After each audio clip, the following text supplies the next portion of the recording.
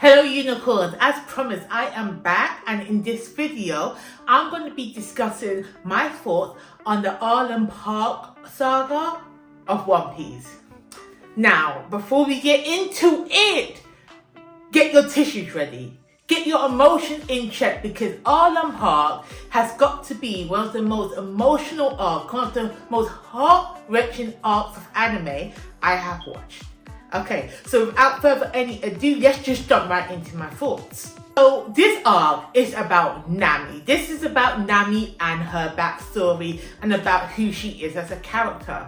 So the last that we left off, the last that we heard of Nami, is that back in the Barate arc, she fled. She fled the scene. She saw something that got her upset in one of the bounty posters. She saw something and she thought, you know what, I'm gonna get out, because she doesn't want to be a pirate. We know this. We know Nami doesn't want to be a pirate. We know Nami's all about getting her coin. Okay, she's still some pirate. She never intended to be a part of Luffy's crew. So when she realized that, you know, something happened, at this point we didn't know what was happening in her head, but we just know that she said, you know what, I'ma go, I'ma dip, I'm not a part of this crew. Okay, now I'm thinking somewhere down the line she's just gonna, in my head I'm thinking Nami is just going to be one of those characters that pops in and out when Luffy goes on his adventure with his crew, and she's not really a part of it, but she's always there. Now, let me tell you, let's dive in to Nami's character, because that's what Arlong Park is about. This is about Nami. So Nami, she's an orphan, okay? She was adopted by someone called Bellemere, along with another character, which I believe how you say her name is Najiko. I don't know how to say her name. But these two young girls were on a battlefield way back in the day. They were survivors of a war, and this army officer, she sees these two young girls and she decides, you know what, I'm gonna up and quit the army and adopt these girls and raise them as my own. So now Nami is a part of this found family with an elder sister and adopted mom. And what we realize in this arc is that she does not steal for herself. So before, my earlier assumptions was wrong. I thought Nami was all about getting her coin and living her lavish lifestyle. No, she is stealing money to pay off this pirate king, not even pirate king, this pirate lord, pirate man, pirate fishman who has taken over her island, who has enslaved her village. Okay, so she made a deal with him when he first came to the island that you can buy back this village from me if you give me 1 million berry. And that's why Nami's out here stealing. That's why Nami's out here thieving everybody to try and get all this coin to buy back her village. For everybody who was like me, that was judging Nami before we learn of her story, that thought, oh, this girl's a thief, this girl's selfish, this girl don't care about no one but herself, I humbly suggest you go apologize to this girl. We took her wrong, we took her for granted. And when I say that Nami is so misunderstood in the earlier arcs, because you don't get to see her much, you just see what she's doing, we just see her action. But in this arc, you realize how much she's suppressed, okay? How damaged she is on the inside, how much she's keeping it in so it doesn't affect her loved ones, so it doesn't affect the people around her. She is a child. Well, she was a child who went through a traumatic experience and growing up into this young woman who only knows that she has to rely on herself to get things done. But if we're going to discuss Nami's childhood, if we're going to discuss how Nami became who she is today, we have to first discuss the titular character for this arc, Arlong. Arlong is brutal. Arlong is, I dare say, diabolical, okay? Throughout One Piece, we do see fights, we do see people that should die, but this is the first arc. This is the first time that we see a death on screen of a character. This is the first time where the stakes are so high that we're just like, okay, Arlong ain't here to play. Before with Buggy the Clown, it was all kikis and ha-has. Even though they were blowing things up and stabbing people with swords, we're all laughing, he's a clown. With Don Creed and Hawkeye coming and slashing people up, it's still kiki and ha-ha, because nobody's really dying, they're getting beaten up, but they're recovering. Arlong in this town killing people. People are scared for their lives, and rightfully so. This man is a menace. Let me tell you what, the scene that really, I can't speak about Arlong and this actual and how he affected Nami without talking about Bellamere, because Bellamere is the character in this arc who he killed. Now we see this in flashback. We see this when Nami's telling her story. Not Nami, Najiko is telling the crew the story of Nami's backstory of why she is. So Bellamere, as I said before, was the army officer who saw the two girls, Nami and her sister, and decided to adopt them and raise them as their own. Now they're all living all happy dandy in their little orange farm, getting by. You know, they're not living the life of lavish, but they're comfortable. You know, they're happy. They're with their family. And then here comes Arlong and the rest of the Fishman pirates here to cause havoc. Now he demands payment. He demands, I believe it was 50 berries for each child, or 100 berries for an adult. Bellamere has got one adult, 2 children. She's only got 100 million. Yeah, and because she adopted them, it wasn't official. She didn't give birth to them. There's no official document that says that these are her kids. So when Arlong arrives and he's looking at the records, he doesn't put 2 and 2 together. He doesn't say that, oh, these are your children. If Bellamere just gave Arlong that 100 million that she has for herself, it would have been clear. It would have been decided, you know. Everything would have been good. But no, my woman, instead of just saying, here's 100 million for myself, she goes, no, here's 100 million is for my 2 daughters. Because ain't no way this woman's gonna give up her career, give up her life in the army to raise these 2 kids that she loves, to turn around and deny that they're hers. No, thank you. Bellamere, that was a G move. I have to say, I appreciated that move that she made. But Arlong didn't. Arlong didn't care whether they're your daughters or not. You're gonna pay him his money. So she didn't have enough to pay for herself. So Arlong looked Bellamere in the face. I said, welp, shot her in the head. Shot her dead. Bruh.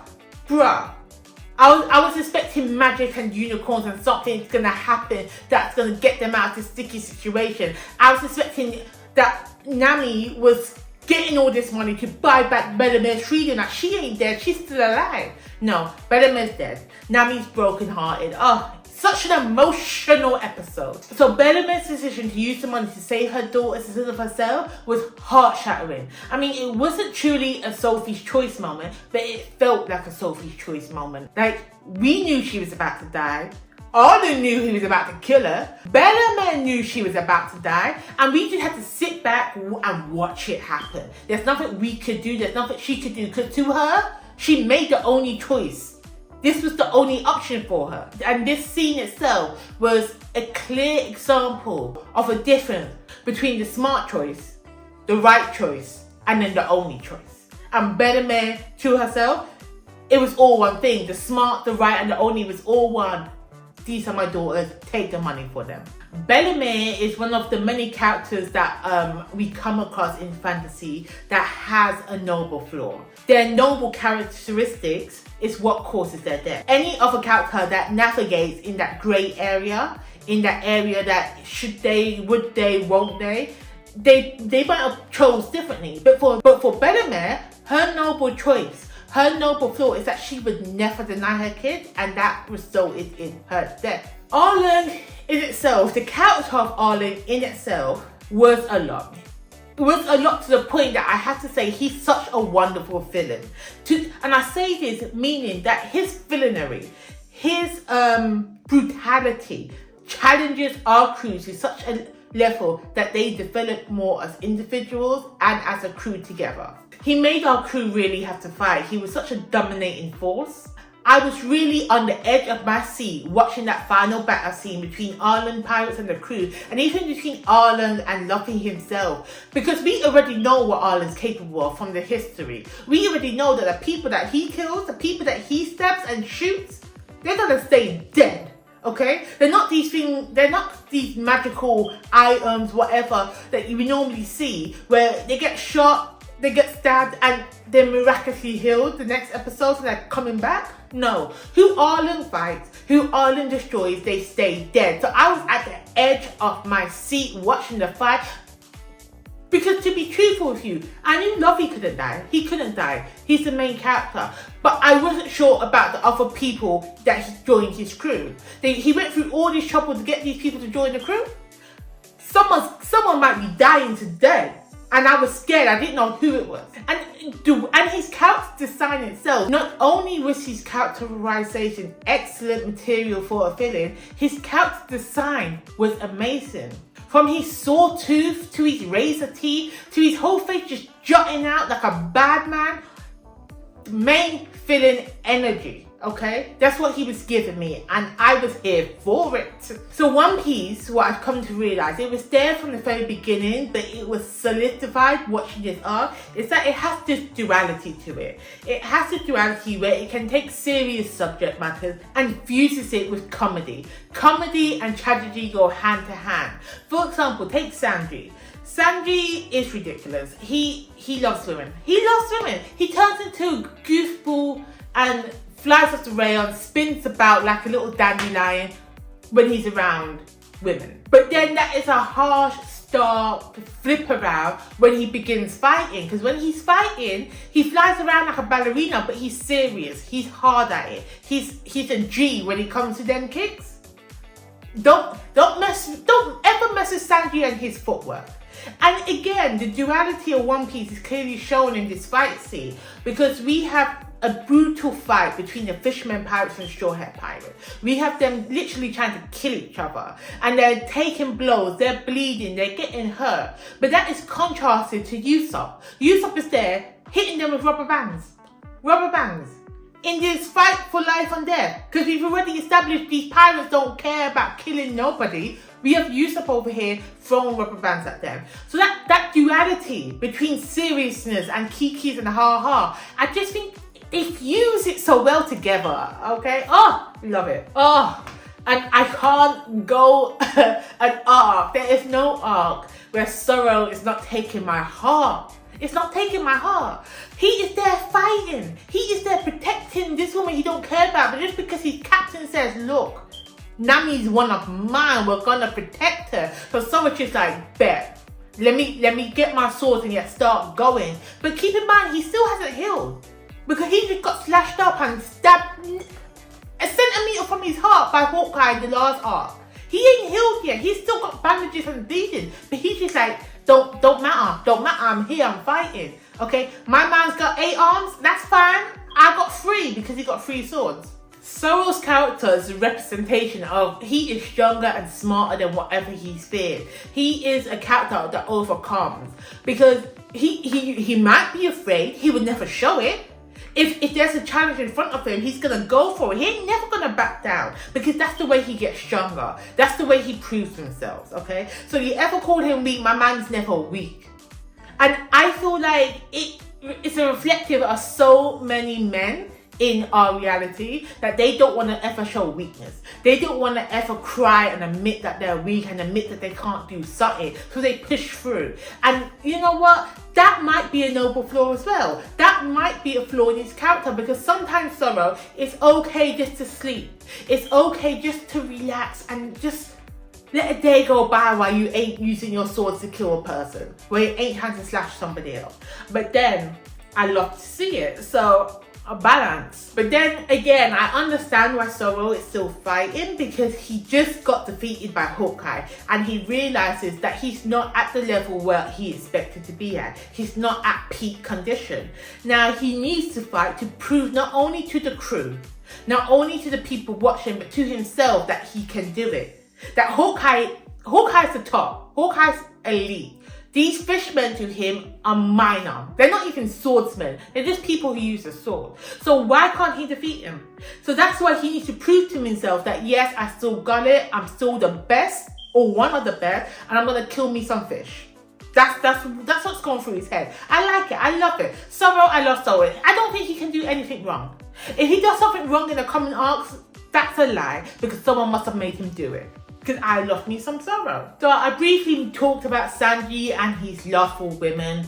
Sanji I don't feel like we saw a lot of his character develop in this arc. It wasn't about Sanji. We saw Sanji in the previous arc. That's fine.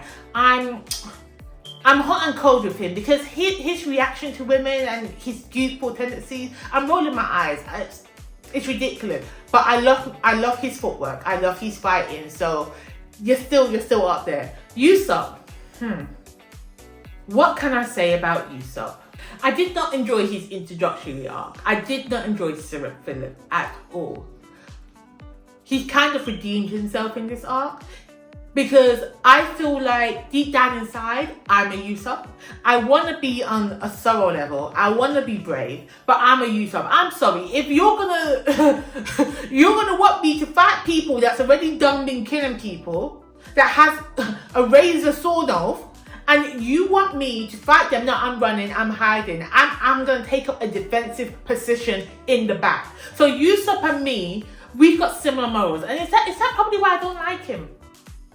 Because I want to see fantasy. I want to see people fighting, risking their lives, going at it. And Usopp is just, no. He's like, I'm out of here. And that's what I would do. Why am I putting myself in danger?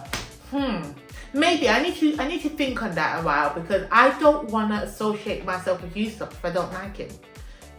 Interesting point. But so with that being said, Usopp brings reality into this world of superpowered devil fruit users, fishmen. He brings a sense of reality, a sense of normalcy, and that's why I'm warming up to him. Because I didn't get him in the beginning because he wasn't all that powerful, but maybe that's what we need to balance out the team. Because not everybody can be a fighter. Not everybody can be a powerhouse. So maybe Usopp shows his courage in other ways. And I just need to see it develop more. I'm gonna put a pin in Usopp. I'm gonna take away that he's not my favourite. He's just got a question mark next to him now. And now we move on to the Straw Hat. And what I mean by Straw Hat, I mean the actual Straw Hat. Now this scene, the moment with the Straw Hat, is the moment that Arlong Park elevated itself to being the best arc so far. I think I'm saying that for all the arcs, but no, Barate was a good arc. It was fantastic, okay? Arlong Park switched it up. It was a different lane, okay? Barate was in the arc of all the others in the introductory. So you had Orange Town, Syrup Philip, Romance Dawn, and Barate. Barate was in that lane. Arlong Park is in its own section, okay? Back to the Straw Hat. The Straw Hat. So for me to convey the importance of this straw hat and what it symbolizes, we have to discuss the man that wears it. The one and only Monkey D. Luffy. So this arc, again, adds so much more depth to Luffy. We've seen previously that just hinted at, but this arc shows who he is as a character. So Luffy got the hat from Red Hair Shanks as a promise to become a good pirate and come find him in the Grand Line when he becomes a pirate. This was like 10 odd years ago when he was a little boy. So Luffy has cared for the Straw Hat through thick and thin, through all types of weather and shenanigans that he gets up to. Luffy has cared for the Straw Hat. It's his most cherished possession, okay? He values it more than his life, it's himself, okay? Nami is on the floor crying because Nami got all the berries she needed to buy her finish back. She made it. She got everything. The Marines come, steal the berries, digs it up, takes them away, confiscates it. So now Nami has no money left to buy her finish back from Arlong. All these years that she spent stealing, okay, making her village and her sister believe she's betrayed them to join the very pirates that killed their mother. Let me tell you, she kept that all inside. She kept that all inside buried because she didn't want to be a burden on her village, and she didn't want them to know what she was doing. She didn't want them to know that she was trying to buy the village back for them. So Nami finally is at this point where she has the money and she's about to get everything she ever desired, but then these stupid Marines come and steal the money, and so Nami's on the floor crying. And she's got a tattoo on her arm to say she's an Arlong pirate, but no, she doesn't want to be a part of the pirate crew that killed her mother. So she gets a knife and starts stabbing her arm. I punched my arm a bit too hard. I'm a bit too emotional. Let me bring it down. But she starts stabbing her arm, and then Luffy comes and she turns up and looks at him, tears streaming down her face, and she goes, "Help me." Luffy's just like, bet, takes off his straw hat, puts it on her head. His most cherished possession, puts that straw hat on her head and says, "No sweat." And says, "You don't even need to ask me. You're already my Nakama. You're already my friend. You're my crewmate. I got you." And then him, Usopp, Sanji, Zoro do that slow walk. That slow walk towards Arlong Park. And you know shit's about to go down. Peak television, peak anime, peak storytelling. No fault, nothing wrong. And let me tell you why. Let me tell you why that this scene in particular was so emotional and so chef kiss. Because I told you about Nami's backstory. I told you her reasoning why she did what she did, okay? We know why she did what she did. The rest of the crew knows her backstory, okay? Luffy doesn't know. Luffy doesn't know this history. To Luffy, all he knows is that he met Nami back in Orange Town. He said, "You're going to be my navigator. You're a part of my crew," okay? She ran away. She went back to say, "Look, I need to find my navigator." So he went to find the navigator. Doesn't know that this is her town. Doesn't know the history between her and Anna. He just sees her crying on the floor. And she looks up to him and says, "Help." And he's just like, "No swear, you're my navigator. Of course I'm going to help you. You don't even need to tell me anything else." Love it.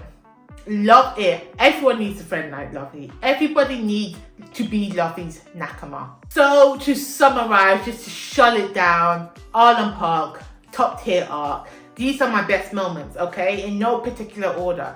Number one, what we just spoke about. Luffy giving Nami his straw hat, saying that he's the Nakama. Perfect. Number two, that slow walk up. Every time you're in an action film, TV show, anime, I don't care what it is. Anytime a group of people start slow walking up to their final destination when you know shit's about to go down, elite. So that slow walk the crew does towards Arlong Park, oh, excellent. And then the ending, in the final battle scene, where Luffy sees the room that Nami has been kept in during maps over and over again for Arlong, and he destroys it. Oh, such an emotional scene, such an emotional turn of events. You can feel the emotions radiating off Luffy, and you're there with him, you're angry with him, you're saying, "Destroy that house, destroy Arlong Park." And then he looks at Nami after he's finished. So after he's finished destroying it, he looks at Nami and he says, "You're one of us now." And she goes, "Yeah." Because he needed that confirmation. We needed that confirmation. She needed to speak it out loud. That confirmation that she is now one of the Straw Hats. Such a good arc. So please let me know if you have read Arlong Park, if you have watched Arlong Park. Let me know your best moments. Let me know what you think of this arc. And thank you guys so much for watching, for coming with me on this journey. I know I'm 20 years late, but you know, better late than never. I will be back with another video soon. We'll be discussing the next couple of arcs together. It's all about entering the Grand Line. See you in the next one.